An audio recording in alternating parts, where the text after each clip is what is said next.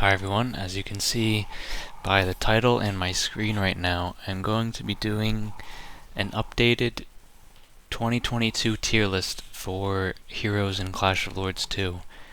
Now, this is going to be sort of a unique tier list because, one, I have a kind of a personal theory on how we should rank heroes that most people might not agree with or most people might not have done in the past.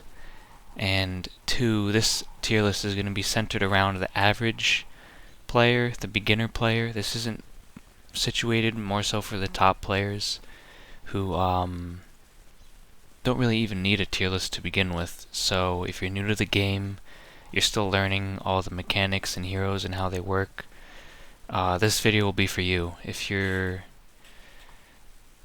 winning Lord Olympia games every month or so, you probably don't need to watch this. If you're a big spender, if you played for a decade, you probably don't need to watch this either. So again, this is for newer players. But even if you're an old-time player, feel free to tune in. Leave your comments on what you think, on how you think I rank these, whether you agree or disagree, and so on. So yeah, this tier list is for new players, beginner players, intermediate players. That's about it. And before I begin, I really need to iterate how and why I'm ranking heroes. And if you're looking at the screen right now, there's a good chance you're probably in awe that I ranked them the way I did, but please allow me a few minutes to explain, and I think that'll really give you some deep insight into how this game works, not at a surface level, but at a deeper level. And my theory behind how you should rank heroes is stringent on, if you zoomed out and looked at the history, the lifespan of this game as a whole, there's one thing, there's a fine line between what makes a hero valuable and what makes them not valuable. And that is that they can transfer over through time and be useful in different situations. Now that I'm thinking about it off the top of my head, there's probably a better way to put it. I guess what I'm trying to say is that they survive the test of time. Good heroes are durable, they last long. If you invest in them, they're not going to be good one week and then bad the next. They really have some lifespan to them. And in my personal opinion, the best investments you can make in Clash of Lords 2 are for the heroes that will last you the longest and be the most diverse in their usage and their capability. Now, what do I mean by that? Well, if you went back in time, there was a time in this game when this hero right here, Pounder, I don't know if you can see my cursor actually, but he's in the very bottom of the tier list. He was the best hero. There was also a time when Abyss Demon was the best hero. There was a time when Chiron was the best hero. There was a time when Great Sage was the best hero, when Toxic Shaman was the best hero, when Ambrosia was the best hero, and so on. You get the point. For about 2 years, Storm Rider was hands down the best hero. But if you look at this tier list, and if you played the game recently, you know those heroes are not very good now. So what I'm trying to get at is, don't focus your investments on strictly what is the best right now, but rather focus them on what will last you the longest. For example, let me give you a great example. Berserker, Ravager, Ironclad, Tidal Guardian, Imp Mistress, Renee Ven. These heroes have all been around for over 5 years, some even borderline 10 years. But they're still useful in the game.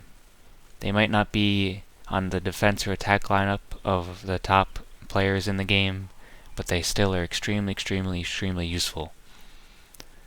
And that is how I base this tier list. For the intermediate, the beginner, you don't want to focus on the OP as in overpowered, if you don't know what that means, strategies. You want to focus on stable investments that that you know for a fact are such a good investment that they simply cannot be bad down the line.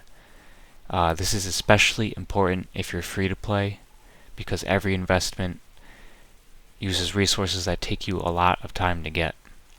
So just to reiterate, I ranked these heroes based on how useful I think they are to invest in. But with the average tier list, it's very common people rank in descending order, best to worst. In my opinion, it is okay if you're a player in this game, a beginner, sorry, to invest in every single row except for the bottom one, which is avoid. For example, in the super situational row, these are heroes that are very, very situational. You need really specific usage and strategies out of them to make them efficient. You can still invest in these heroes and put all your resources into them, and you don't have to have a single worry on your mind. And that is because it is almost near impossible for any of these heroes, aside from those in the avoid section, to be irrelevant. So let's say I spend all my resources in Stormrider or Ravager or Sapphirex or Great Sage, which are very easy to get at a beginner level.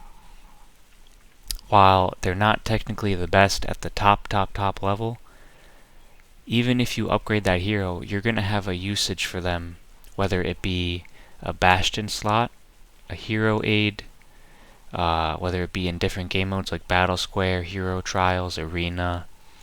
You can be confident in yourself that your investment is not going to go to waste. Now, obviously, if you can get your hands on them, I would prioritize the heroes at the very top of the list, the, as I like to call, the timeless ones, the ones in my opinion that are so good, it's just almost impossible for them to become irrelevant in the game, simply because of the nature of their mechanics. As for the situational ones, I would say these are your next best bet. Some of them are harder to get. Some of them require extra glyphs and hero aids to be relevant, like Zafan. But as I mentioned earlier, in my opinion, this tier list, feel free to invest in whatever you like, whatever gives you enjoyment in the game. There's kind of this notion in Clash of Lords 2 when I read the Discord chat that you need to know the best five, the top 5 lineup, and that's all you can invest in, and anything else is, kind of tossing your money to the wind. But I don't agree with that. Let me give you another example. If I'm a newer player, and I spend all my resources in Djinni, Stormrider, Sapphirex, Ravager, even the top players, the tippy top players, use these heroes. They might not be the center point of their attack or defense, but they still use them, and that's why I made this tier list the way I did. Just one other point to mention is that there are some heroes in the avoid section that technically are not bad at the top level or in very specific strategies, but they're so nuanced and they require such a deep understanding of the game that I wouldn't focus on them anytime soon if you're a beginner. So while I didn't go into detail of each hero and why I placed them there, name by name, please feel confident that if you're not putting your time into the avoid section and you're doing any of the other ones, you're guaranteed to be spending your resources wisely. And whether that be downline they're used as a hero aid, a Bastion slot, you really can't go wrong, in my opinion. So, yeah, happy clashing. I hope you agree. I do imagine there'll be some debate on the tier lists, but again, this is for beginners. This is not for top level play, and I hope you guys use this, and I hope you found it helpful. Take care.